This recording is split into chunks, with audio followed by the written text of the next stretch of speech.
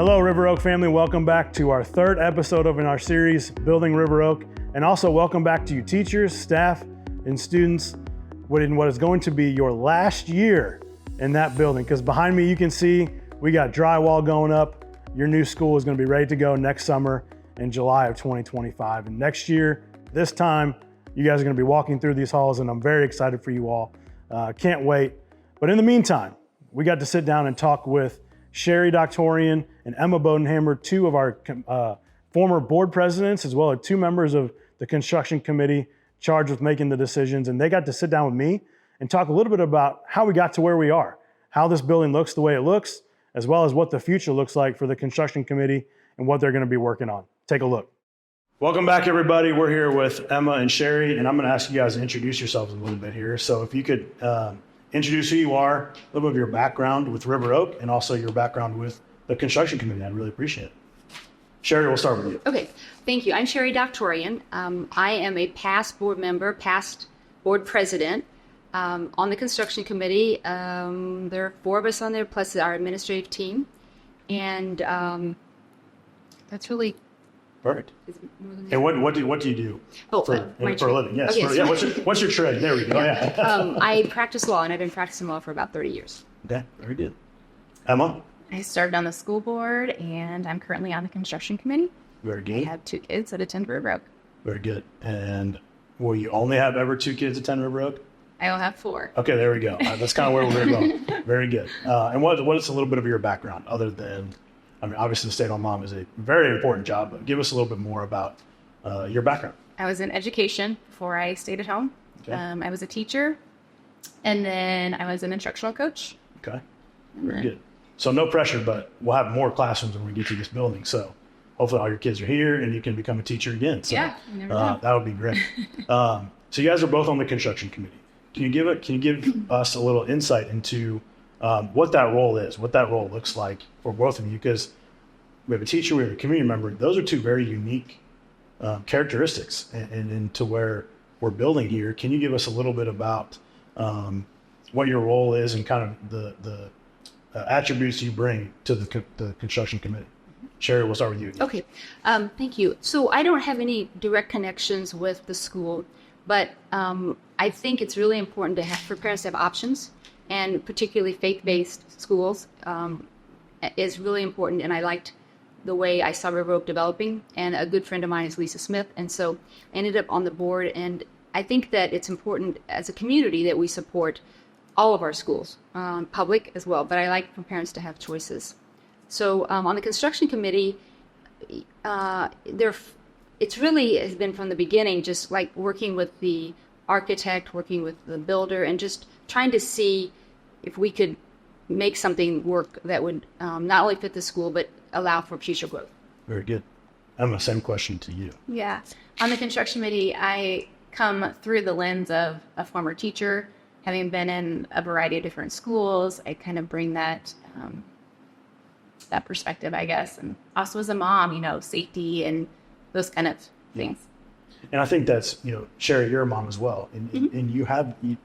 all those are unique perspectives and you've been a part of different schools. You've seen how schools are run. You both are former board presidents. So you have that very unique perspective that a lot of people don't have in different backgrounds, which allow for us to have a successful school and a successful campaign and a successful construction committee. So I think that's really important that it's not just construction people making decisions. Mm-hmm. It's people with different backgrounds who can look at it through various lenses as education. Our life lens. Absolutely. As a lawyer, I tend to be skeptical. So I look at everything with is that really, Right. So I do bring that. I don't know if that's a good thing or bad thing, but I can't divorce myself from that. That's just how I am. And I'm sure very logical, very step-by-step. And analytical and trying to, yes, exactly. Yep, absolutely. Right. And I think that's very important in a project as large as this and the undertaking that we've kind of gone through with the capital campaign. So I mentioned you're both former board presidents, and you were both presidents at the time when we really started to look at a new school. So Sherry, I'm going to start with you. And if you could kind of take us back a little bit to the very beginning of not River Oak, but the very beginning of, kind of the initial discussions the board was having when a capital campaign started, and how were those decisions made? What were the discussions having? We don't have to go into great detail, but it wasn't just one day we all of a sudden thought let's get a brand new school. It's this is the first time we ever owned building, so big decisions were made, a lot of conversations. But what was really the driving force behind that? So the impetus for a new school started with the fact that we were just growing so much, and all indications were, when I say growing, the student population was continuing to grow and continuing to have more interest in the school. And so we could just see down the road that we're going to need a bigger school. And this was our second school. So then we were leasing it as we had the first one. And so we talked about, what would it look like if we tried to own a school, if we had our own school. And you're right, it was like months of decisions and talking and praying and talking and praying. And we finally got to the point where we decided we would at least investigate whether a capital campaign was feasible, which would be the first step. And so we did hire a consultant because we're all volunteers, and a capital campaign, many of us served on capital campaigns, and it's a big undertaking, and this was going to be a big undertaking. So we wanted to retain a consultant that had done this before many, many times. So we did. And our first meeting was, I believe, in November of 2021. It was November for sure, 2021. And the first thing that we did was talk about a feasibility study. And so the feasibility study was the first step, because what we did is we wanted to see what kind of support we had. Did we have support from River Oak families? Did we have support in the community? Where was our support? And so was it, as it sounds, really feasible for us to think about it? So we went through that process. It was all positive, a lot of good feedback. And then we just started from there. And one step went to the next. But I distinctly remember, and you probably do too, being in the board meeting where it was like, we've got to fish or cut bait. It's time. And looking around and taking the vote. And I just remember going, okay, we're doing this. And then we were off and running. And it's been one step, and that's 3 years ago. So it's taken a while to get to this point. But, it's all God-led. It's all, God is leading us, but we can't just sit around. We've got to be out working, and all of us, everybody involved. Very proactive approach. Exactly. Yeah, absolutely. Yeah. And I'm going to kind of just maybe to piggyback on that a little bit. We were kinder prep through fifth grade at that point. We didn't even had an eighth grade yet. And so that expansion was also happening where you guys, the board decided let's go into sixth and then we'll see how that goes. And we were going into middle school in hopes that this would be kind of, launch that capital campaign as well and see really what that support you mentioned was. So talk to us a little bit about that as well, the middle school launch, because that had to really propel the board to say, yes, let's do a capital campaign. Yeah, as we were, having these conversations about what does the future of River Oak look like, and, what's going to be our future needs. And we kind of established the student body is going to outgrow our current building. And as we stand here today, in 2021, that school year, we had, I want to say, 104 students enrolled with 18 staff.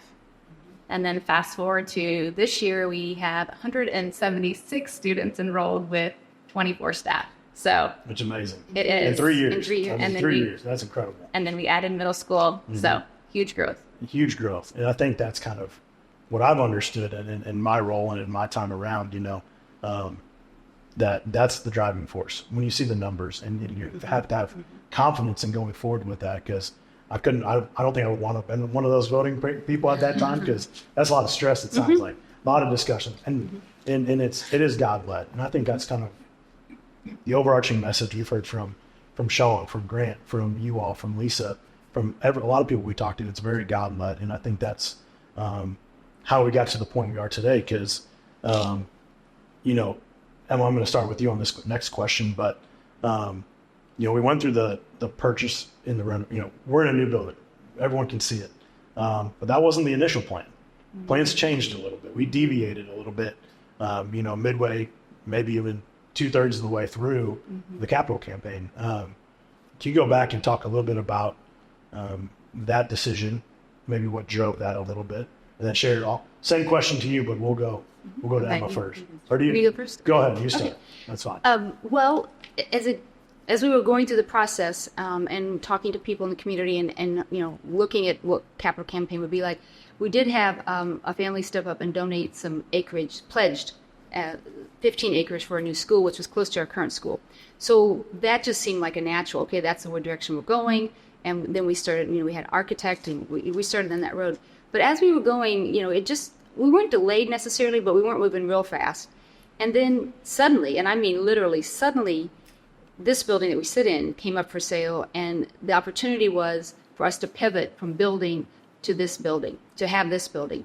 And as we looked at it, there were so many more advantages to going into a building that's already built. And we would, obviously had to renovate, but it's a great building. It's solid. It's in a great location. It's huge. So the opportunity for future growth was there. Right. The other building, as we were growing, what we had planned, we were going to be almost out of space like the day we moved in. Right. So it was God saying, okay, that was good, but now we're going here. And so we pivoted and here we are. And it was quick. It wasn't like, it's one of the easiest decisions we made to pivot and come here. And I'm assuming it was very well received by donors, by the community, because you're stewarding those donor dollars to a better school. Exactly. Seems like I'm almost like like you said, probably a pretty easy decision. That one was easy, yeah. And we can see behind us the fruits of that labor, really, that decision paying off, and really, when we have nearly 180 students, when we're seeing that growth, going into a project that's expensive, that's the right decision, because we don't want to be out in a brand new building. That's what do we do it for then? Well, and I would also add that at the time we were looking at building a new building, we had secured our contractor, Sean Schulte, and we interviewed Sean. But we talked to Sean, and he's like, "Oh yeah, that's easy." He was on board immediately. Okay, that's going to be better. Yeah. And so we felt confident in he's done this a long, long time, and he knows, and he's built schools. So when he said, "Oh yeah, that's going to be better," we were okay. Easy. Did the construction committee go back when we're looking at plans? Walk me through a little bit of the design phase in this building. So we obviously completely gutted it, but what went into the decision making? And I'm going to kind of draw from your education lens, right? So what were those initial discussions like when now we have the building, what are we going to do to the inside? Can you walk us through a little bit of what the committee discussed in the planning and design phase? The committee was very flexible because, like Sherry said, we totally pivoted from building to then renovating. And then we just pretty much took it floor by floor, room by room. What would be the needs of a kindergarten classroom? What would be the needs of a second grade versus middle school? And even looking at the bathrooms, and visibility for teachers, and what do middle schoolers need? So we had to, I would say flexibility was the biggest thing for the committee and changing. I know that would have had to been done with building too, but we started a lot quicker. And the team, just like we said about the makeup of the team, everybody brings something. Sean Schulte has been amazing at having us really reconsider, well, what do you think about this? And that's been helpful too, I think, on the committee. Yeah, and I think, I'm assuming as a committee, you've done a lot of things that are cost effective, they're smart choices, and I think that's probably important too. And so, can you all maybe talk a little bit about, and I'll probably have both of you or whoever wants to go on this one, but you talk about renovating, but we're also adding a gymnasium, and that's something that's exciting. That's something that people want to get behind. There's still things to do. We still have a job to do right now. So can you guys talk a little bit about what's the main focus of the construction committee right now? Right now, we're kind of at a phase where Sean Schulte is just, doing everything he needs to do. And we have, I would say, regular meetings, but he knows what he's doing, and the plans are set. So the gymnasium is something that in the feasibility study came back as like a number one request for parents. And having a gymnasium it gives the school so many more options. We can hold archery tournaments. We can have basketball. We can have volleyball. We can have everybody in the same place for chapel. We really need to have a gymnasium. But at the same time, we need to be able to fund it, and we need to be able to, pay for it. And so there's a gap between what we've raised and what we need to raise. So there's a lot for the construction committee to continue to work on, and just in terms of using our funds wisely. It's really important to everybody on the committee, and to Sean too, that we squeeze every bit of value out of every dollar that we can. And he has been great with saying, this will work, but we could also do this. And Lisa and Jacob and Emma Emma's a former educator. They know. They're like, well, we don't really need that. We need this. And Sean, having built schools before, he understands that. So I think as a construction committee, the work's not done, and it will continue until everything is finished. But at this point, I think we're sort of in, just relying on Sean and the architects and Sean's team to make sure that the building is going along. And we have a date, July 1, everything Good. Next year. July 1. Can we hold you to that? Yeah. No, it's Sean. There we go. Okay, there we go. Sean, no pressure. Sean, no July pressure. 1, everything has to be done. So because you don't want to move in September 1st. You want him to have everything ready. Absolutely. And so he is maintained, and I haven't asked him lately, that everything's on track. So I believe no pressure, Sean. Again, yeah, no pressure. I believe that he will. I believe he'll deliver. I absolutely have the utmost confidence in him. Good. He's great. He's a godsend. He's great. Absolutely. He's great. Absolutely. I think that is the number one priority of the committee, is to make sure that 2025, 26, that the students will be in this building learning. Teachers will be teaching our students in this building. Easy question for you both. What excites you the most about this school? What's, we're in it, you can kind of start to see, we see rooms now. You see the outlay of rooms. So what is exciting? What's the most exciting part for you all? Sherry, we'll start with you. I think what's exciting to me is just that we're going to have a permanent home, and we're going to be able to grow. And our kids are going to come out of this school, because we're now pre-K through 8th grade. They're going to come out at 8th grade, and they're going to be a feeder to area high schools. So it could be Cap City, it could be JC, it could be Helias, it could be Blair Oaks, it could be Calvary. But our kids are going to go out and shine their light. They will have all this foundation. They're going to go shine their light in those schools and impact their schools, high schools, and then their community and their state, and maybe their world, their nation. That's we right. don't know. That's right. But I am very excited because it was very important to me that our school, from the very beginning, when I first came on the board, be academically rigorous. We want to instill the love of Jesus, but we want them to be at the top in terms of their academics. And Lisa and the administration, everybody agreed with that, and they are. And so when our kids go to any of the other schools, they're going to be prepared. They're going to be prepared spiritually and also academically. And I'm very excited about that. But you got to have the space. You got to, it's hard when you're crammed. And so to have all these opportunities and the sports, like with the gymnasium, all of these things, they're going to be well-rounded kids and ready to go out. And I'm excited about that. Good. Emma, to you, same thing. Yeah, well, I have to agree with Sherry, and the rigorous, academically, the school is very sound. And I think our teachers pour into our students, and they are discipling them and teaching them both their mind and their hearts. And that's just phenomenal. One thing that I'm really excited about, my former teacher in me comes out, and that one day, this building can occupy 2 classes per grade level. And I think that's huge for students, and it keeps the class size small. But I also think it's big for our teachers. Having a team, a grade level team that you can collaborate and talk with and plan with. I'm excited for that for our teachers. Good. Both solid answers, love them both. And I think they're both very important. Any final thoughts before we kind of break away? We're excited. We're excited. I guess I would say I have this verse that I think about that when we first started, I don't know how it came to me or where I was reading, but it's Psalm 127:1, and it just basically says, I may be perfect, unless the Lord builds the house, and in this case the school, those who labor to build it labor in vain. And so it's God-led. Yeah. But we're all helping and we're all laboring, but it's God-led. And I feel like whatever we do is He is blessing. We try our, we're just mortals, we're trying, but He's going to bless whatever actions we take. He's going to bless it, and it's His school. In the end, it's His school, and it's they're His kids. And I think what's great is, we talk about it as God-led, but I think one thing that I'll say in closing here is a thank you to you both. He called you guys to be part of this school, and you answered with a yes, and that may have been maybe a hesitant yes at first, maybe not.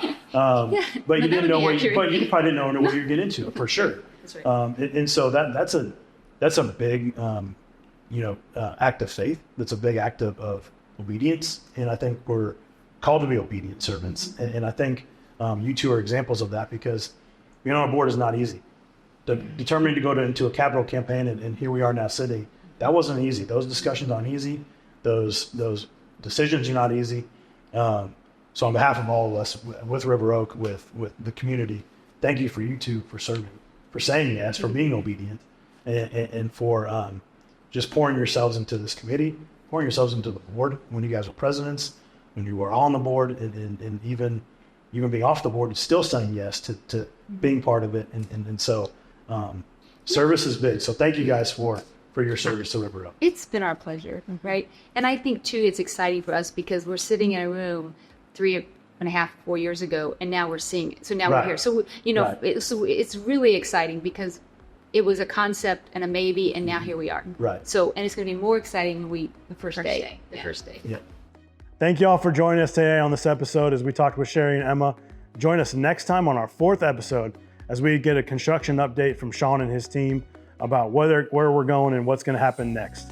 Also, thank you to all of you who played in our golf tournament. Greatly appreciate all of your support and all that money that's going to go towards our operations and scholarship fund. Also, thank you to you who've got to come out and sign messages or sign Bible scriptures, verses on the studs of the wall you can see behind me. Thank you all for coming out to do that. That's going to be a tremendous thing for our students in the future, knowing the community and their parents, their grandparents, our supporters were behind them, and those messages are going to live on forever in this building. Thank you all. We'll see you next time.